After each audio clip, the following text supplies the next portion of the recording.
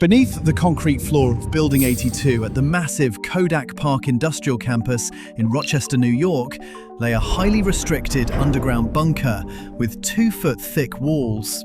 Inside this subterranean vault was a working private nuclear reactor. It wasn't loaded with medical-grade isotopes. It was packed with 3.5 pounds of 93.4% highly enriched uranium-235. That is bomb-grade material, the exact purity required to fuel a thermonuclear warhead. The existence of this atomic core was kept so quiet that the local police, fire bureaus, and even the city of Rochester had absolutely no record of it. It sat there for over 30 years.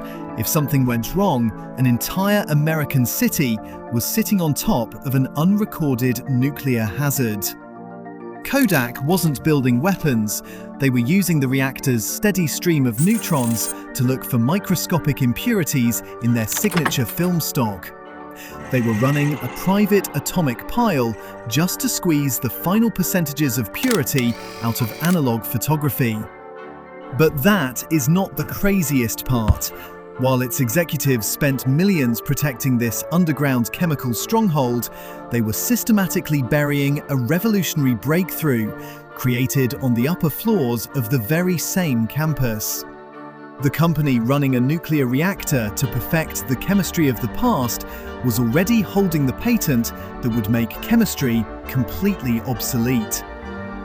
Which raises a massive question. How did a company so incredibly wealthy and so technologically advanced that it possessed its own nuclear reactor end up completely destroying itself? To understand the scale of the collapse, you have to understand Kodak's absolute sovereignty. By the late 1970s, Kodak owned 90% of the US color film market. They didn't make their fortune by selling cameras. Cameras were intentionally cheap, sold at near zero margins, just to lock consumers into buying high-margin film, chemicals, and paper. Film rolls brought in a massive 60% to 70% gross profit margin. The entire global empire was financially addicted to the high-margin flow of liquid chemistry. Then, in 1975, a 23-year-old electrical engineer named Steve Sasson changed everything. Working in a quiet corner of the Rochester campus, Sasson rigged together a blue, metallic, 8-pound contraption about the size of a kitchen toaster. It used a digital voltmeter, a movie camera lens, a cassette tape recorder, and a newly invented silicon chip called a CCD. He pointed it at a lab technician, pressed the shutter, and after 23 seconds of the tape drive grinding, a pixelated black and white image appeared on a nearby television screen.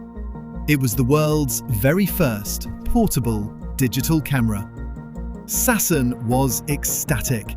He took it directly to Kodak's senior executive committee, expecting them to pave the future. Except the executives stared blankly at the screen. One turned to Sasson and uttered a line that would go down as a legendary corporate blunder.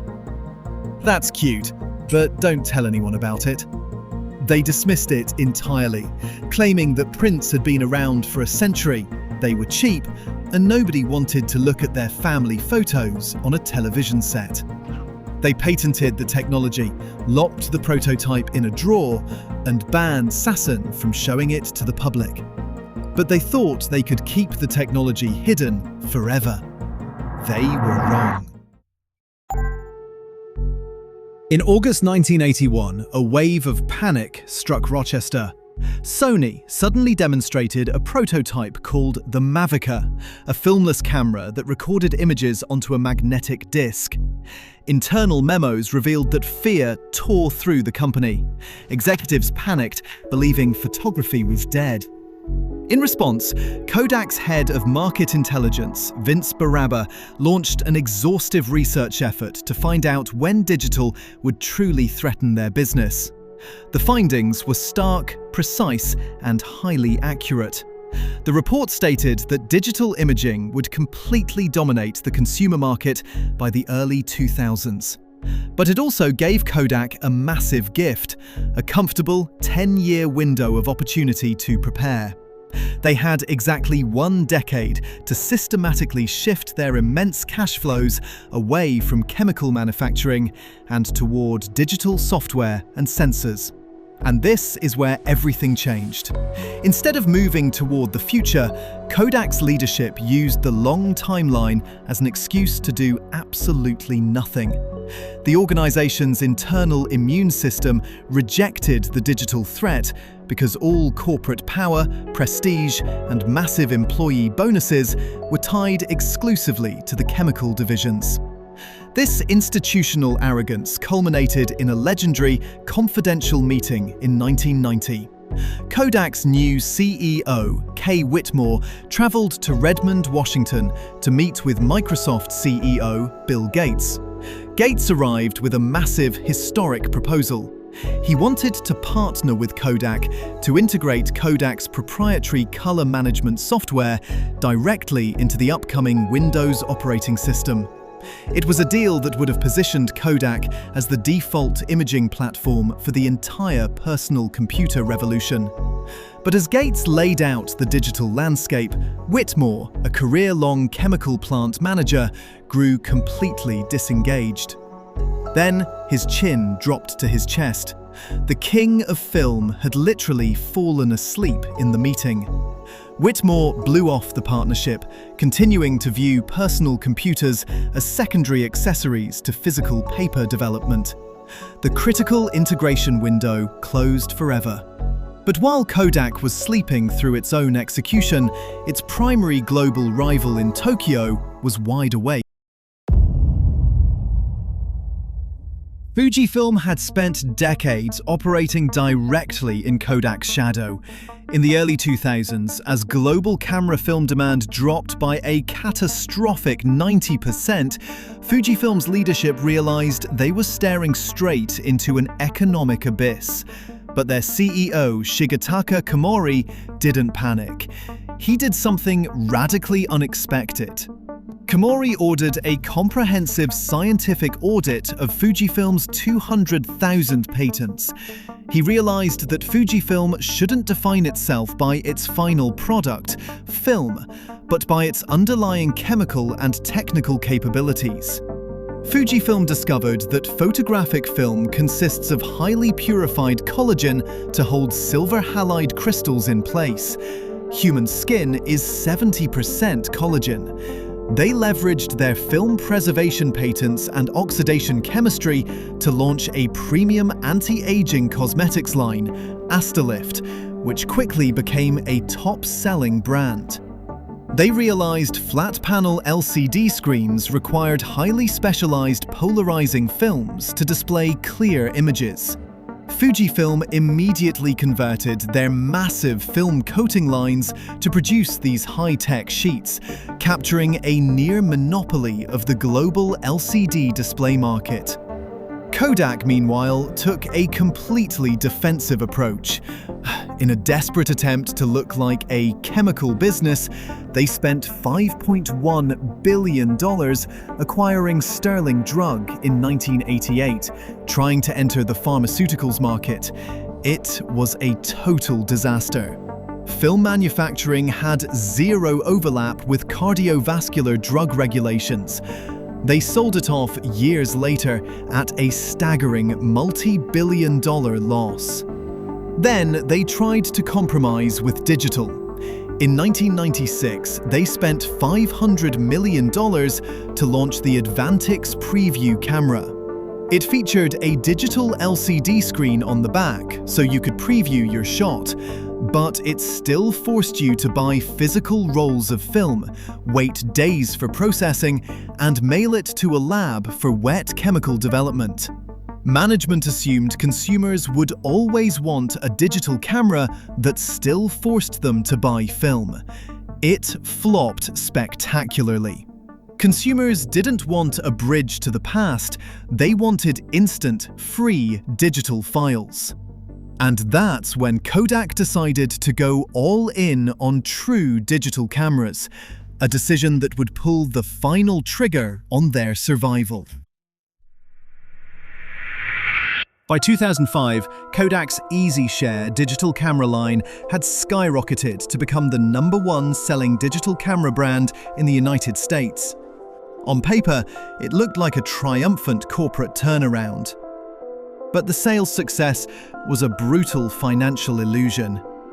Unlike the traditional film market, which was protected by incredibly complex, high-barrier chemical manufacturing moats, the digital hardware market was a low-barrier, cutthroat consumer electronics environment. Sony, Canon, Samsung, and HP were all fighting for the exact same shelf space.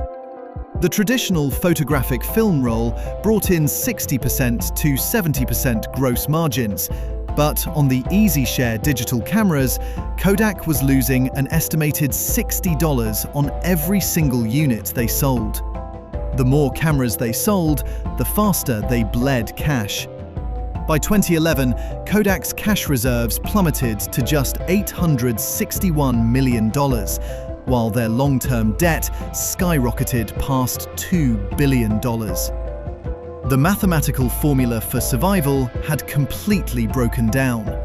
On January 19, 2012, Eastman Kodak officially filed for Chapter 11 bankruptcy protection. To raise the cash required to emerge from bankruptcy, the company was forced to hold a desperate fire sale of its legendary intellectual property, a portfolio of 1,100 core digital imaging patents covering the foundational building blocks of modern digital cameras, smartphone photography, and mobile sharing. Independent experts initially valued the portfolio at between $2 billion and $3 billion. But Apple, Google, Microsoft, Samsung, and Amazon did something nobody saw coming. They formed a collusive consortium, banding together to exploit Kodak's desperate liquidity crisis rather than bidding against each other. The final sale price? A mere $525 million. Kodak's entire digital future was purchased for a fraction of its worth by the very tech giants that used those exact inventions to destroy it. Kodak emerged from bankruptcy in late 2013 as a heavily hollowed-out corporate ghost, exiting consumer imaging entirely to focus on commercial printing and industrial packaging chemicals. But the bizarre narrative didn't stop there. In July 2020, at the height of the global COVID-19 pandemic, the Trump administration suddenly announced a preliminary agreement to award Kodak a massive $765 million federal loan. The goal was to pivot Kodak's remaining chemical infrastructure to manufacture active pharmaceutical ingredients for generic medicines. Overnight, a dying camera brand became a hot commodity. Kodak stock, which had closed at just $2.62, skyrocketed by over 1,000%, peaking at an astonishing $60 per share in a matter of days. But then, regulators looked closer. It was quickly revealed that just a week before the highly confidential loan application was publicly announced, Kodak's CEO, James Continenza, had personally purchased 46,737 shares of company stock. Furthermore, the company had quietly granted him and other executives millions of dollars in stock options the day before the announcement leaked.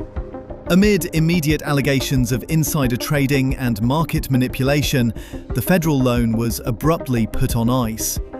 Although internal and federal reviews eventually concluded no criminal laws were breached, the New York State Attorney General filed a formal petition to compel the CEO to testify regarding the highly suspicious timing of the trades. Today, Kodak Park is a landscape of stark contrasts. In 2007, thousands of elderly retirees gathered along the security fences to watch the massive, concrete chemical storage towers of their youth get completely demolished in controlled implosions. Yet, in a final twist of fate, the global demand for analog film has suddenly surged among a new generation of analog-obsessed consumers. The factories left in Rochester are spinning their lines back up, running 24/7 to coat acetate and silver halide in pitch-black darkness once again. The technology they tried to perfect with a secret underground nuclear reactor didn't entirely die. It outlived the corporate executives who fell asleep trying to protect it.